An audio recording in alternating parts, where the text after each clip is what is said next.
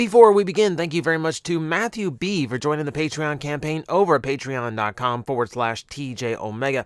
If you're one of my $10 and up patrons, you get exclusive videos I do not post anywhere else, and right now you get a chance to look at an Pokemon booster box opening that I did just for Patreon. Now, you will see it in the public streams, in the actual public videos, but not in the same format, and definitely edited and cut up. You just hang on, you'll see what I mean at some point.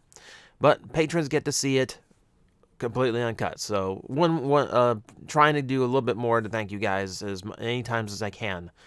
So, if you are an 80s cartoon villain, the good part is you are very well beloved and remembered, and nostalgia means you're always going to get more toys that will inevitably sell well. If you are an 80s villain, the bad part is you're going to be written to be stupid. No matter how well crafted your plans are, no matter how devious you seem, no matter how evil you end up being, you cannot do anything right 100% of the time. You're going to make an error, you're going to overlook something, or you're just plain going to make a stupid decision.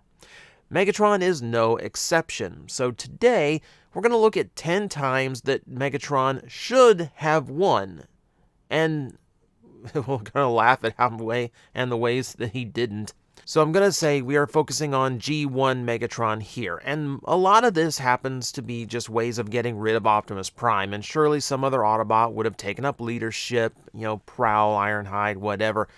Unfortunately, this is all kind of dependent on the Battle of Autobot City because of the final charge Optimus Prime makes to turn the tide of that battle that the Autobots were decisively losing at that point. So no matter what, as long as you get rid of Optimus Prime, you get rid of the Autobots and you eventually claim victory. So, let us get started, and we're going to start with the episode Cosmic Rust, where the Decepticons become infected with the testicular disease. Perceptor creates the cure, and then they use Perceptor to infect the Autobots. So, the problem with this little plan here is the guy who created the antidote for Cosmic Rust, Korostop, is the same guy you used as the bait for the trap to get the Autobots infected, which means they could get it too. Now, they had to jump through hoops to get it, but they got it because Perceptor was still alive. So, you don't let Perceptor out. You leave him a prisoner of the Decepticons, or you just blow him up, and you just figure out some other way to weaponize the disease. Make a bomb, infect one of your minions, I'm sure there's a reflector or an Insecticon lying around you can spare. Plenty of ways to spread an infection. We live in 2022. We know this. I don't know why you had to give away the guy who could actually cure it. So, yeah. Not Megatron's brightest day, but we've got worse. In the episode Attack of the Autobots, Megatron has reprogrammed the Autobot recharging chambers to basically poison the Autobots with evil programming. And this basically makes them into Decepticons, complete with taking orders from Megatron. So Megatron uses them to, well, what else?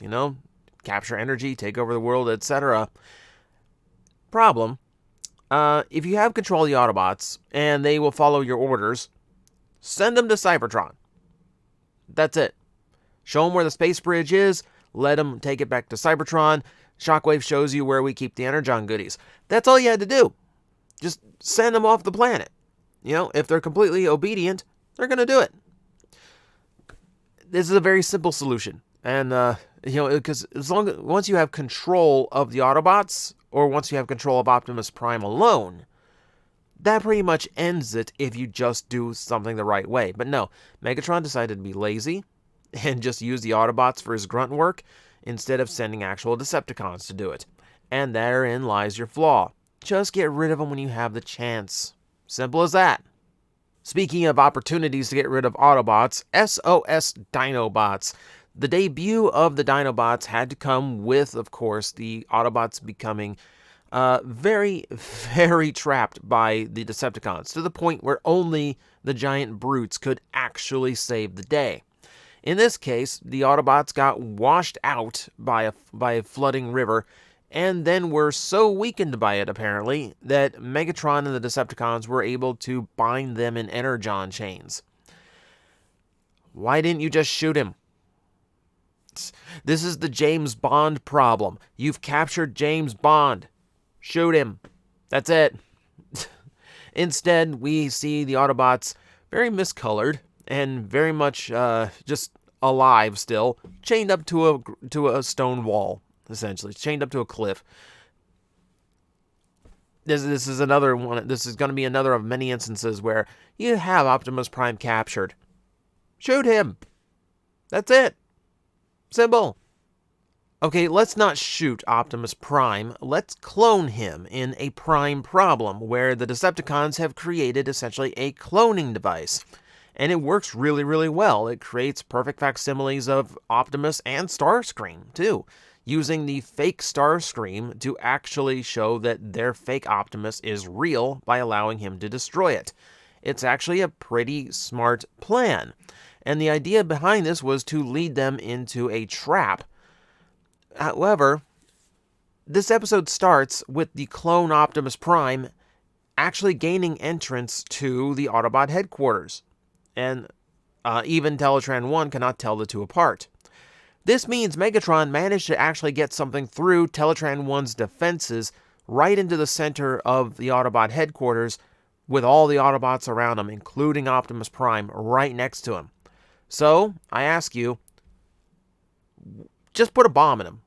That's all this had to be. You have a clone Optimus Prime, put a bomb in him, and then send him off to Autobot headquarters. They let him in, and in the middle of doing all these tests, everyone's wiped out. And even if you don't kill everyone, you're going to mess up their main computer too bad to repair. And even if they do manage to repair it, think of how weak they're going to be with their base completely ravaged, with them completely torn up, prime picking for a full-on assault. But again, G1 Megatron is designed not to think. We are going to be learning this the longer we go on. In the episode The Autobot Run, the Decepticons have another kind of brilliant plan, which is to use a new device to trap the Autobots in their vehicle modes, and this is actually, pretty effective at neutralizing them as threats. Mostly. They can still put up a bit of a fight, but, you shoot out the tires on a truck, you pretty much ground the truck to a halt. In this case, Megatron's hubris is what gets in the way. Now, to be fair, writing in something like this does use character, so this is a little bit more understandable. However, you had a situation where the Autobots are captured, it's stuck in vehicle mode, and Megatron has this massive compactor that the Constructicons have created. And in order to demonstrate for the children at home how dangerous this machine is, they use what's called a Decepticon body shell to demonstrate how it devours anything that is put inside it. So, you could have demonstrated that on Optimus Prime. You had to bring out a blank, what looks like a empty rocket is what it looks like. You had to bring out an empty rocket and let the trash compactor eat it instead of eating one of the Decepticon or one of the Autobots as an example. No. Useless shell, empty husk, completely. For all you knew, the machine wasn't going to work right and it only had one devouring in it, so you could have used it on Prime. No. Megatron just had to show off, and he lost because of it. Good job. Time to look at my favorite example, divide and conquer. I don't think, actually, save for one example, I don't think there was any better opportunity to win than they had in this episode. Optimus Prime is severely damaged in a fight with the Seekers to the point where he is on the operating table, badly damaged. And to add insult to injury, actually to add injury to injury, Laserbeak sneaks into Autobot headquarters, blasts Optimus Prime point blank, and now a vital component to his life is severely damaged, and they have to go to Cybertron to get a replacement. While they are away, Decepticons attack. They basically win until Optimus Prime makes a miraculous recovery because the Autobots got back to Earth. They got back to Earth because Megatron didn't destroy the space bridge. After he found out the Autobots were on Cybertron, he ordered them to be attacked by the Rainmakers, and then did nothing. Instead of having the Rainmakers attack, why not just blow up the space bridge? I mean, sure, you got to build another one, or you got to build a rocket to get back to Cybertron, like the first episode intended. But that can be done. I think getting rid of the leader of the Autobots and getting rid of your biggest threat is pretty much a good strategic trade-off for losing the space bridge temporarily. You get rid of Optimus Prime, 4 other Autobots, Chip Chase as well, by the way, and you go on to sack Autobot headquarters and win. Simple as that. And you would think that would be the biggest oversight in the episode, and it kind of is. But we're not done. We stick with Divide and Conquer because of the ending. When Megatron has won the day, he's standing triumphant at the top of Autobot headquarters, daring anyone to challenge him. And then, from the absolute top of the mountain, Optimus Prime does take up Megatron's offer for a one-on-one battle. Starscream brings up something about the battle code, which means that, it is a one-on-one match between the two that they have to conform to. And, of course, Optimus is freshly repaired, fully charged. Megatron's been fighting a battle all day. He is burnt out. So it's a very one-sided, victory, which the Decepticons promptly leave after Optimus claims it. Keep in mind, at that point, the rest of the Decepticons are fine. Optimus Prime himself is the only Autobot that's really left standing. Once again, you have an opportunity here. Why are you fighting fair? What is this battle code? Why is there a battle code that says you have to fight fair? You're the Decepticons. You're the evil ones. Why are you following a battle code like you're a Klingon? That's not how this works. You don't have an honor system. That's the whole point of Dinobot in Beast Wars. You have no honor. Just fight dirty. Optimus Prime stands up on top of the mountain. 20 Decepticons should have just shot him off the mountain right then and there. And it would have been over. But nope. We have to fight fair. And that's not the only time. Heavy Metal War brings us a scenario we should have thought of from the very beginning. Megatron challenges Optimus to a one-on-one fight. The winner will be able to stay on Earth, and the loser must leave. I don't know why Optimus would ever agree to this, considering that would risk abandoning their protection of Earth and leaving the humans to the Decepticons. No matter what your ancient laws and rules say, that is knowingly endangering billions of lives. I don't see Optimus Prime ever doing that. But in this situation, Megatron has actually taken all of the special powers of the other Decepticons and planted them in himself.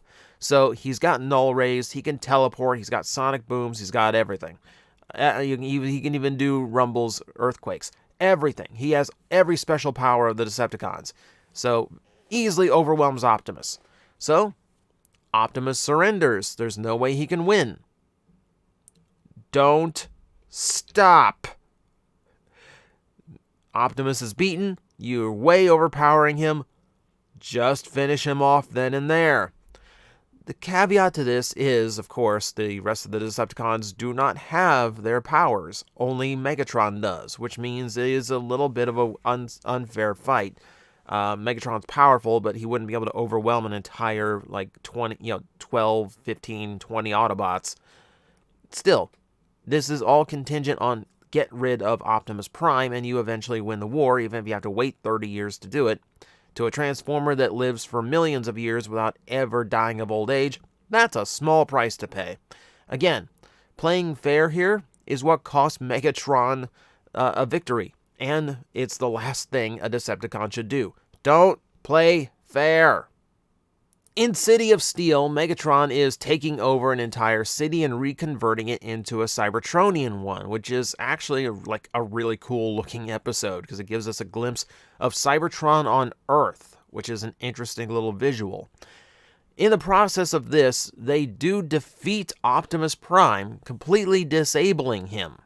And then they dismantle him. Okay, this is the best thing you've ever done. Like, this is, like, you're actually taking steps to actively destroy Optimus Prime. Good. Optimus in this episode has some weird thing where he can still control his limbs even when he's separated. Even when his head is off of his body, he can still, like, mentally control his parts. It's never shown again. It never comes up again. It's just weird. It's just to make the plot roll along. And unfortunately, it means that they, instead of just, doing away with the body, they rework it. So Prime's arm is a defensive turret for Megatron's new city.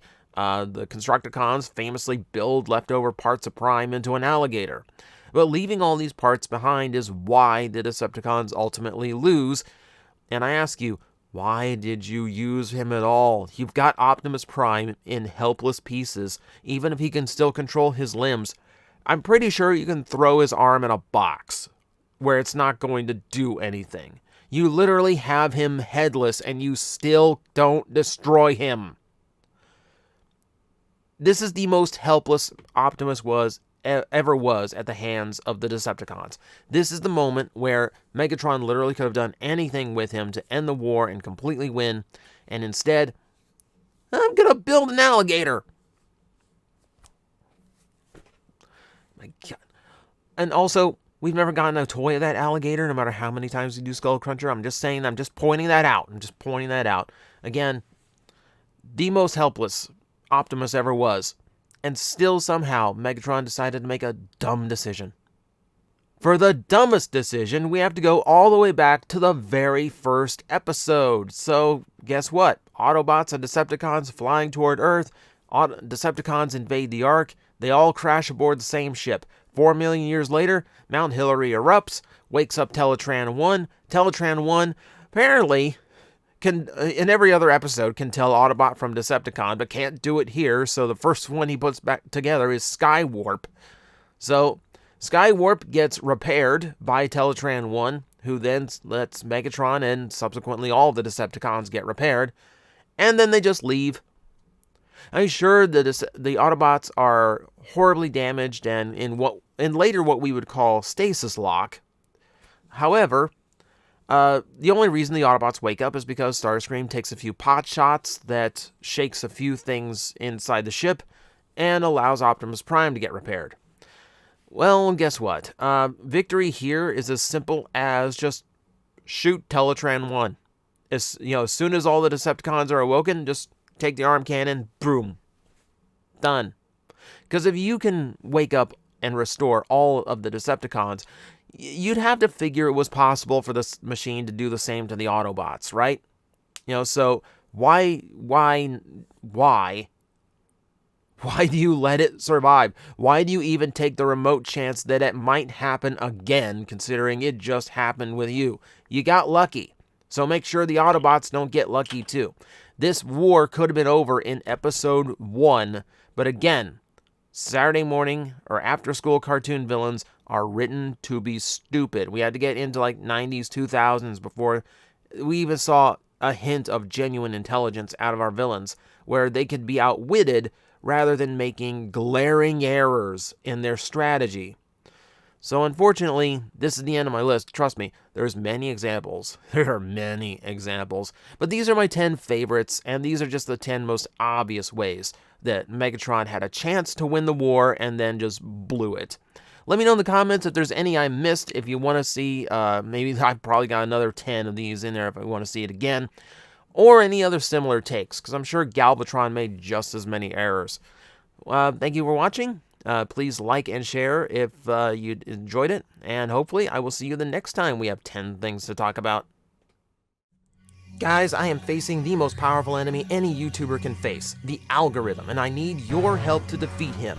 hit the like button, hit the subscribe button, hit the notification bell, and leave a comment. Every time you do, we attack that algorithm and we drive it back until it can no longer defeat this channel. Thank you very much.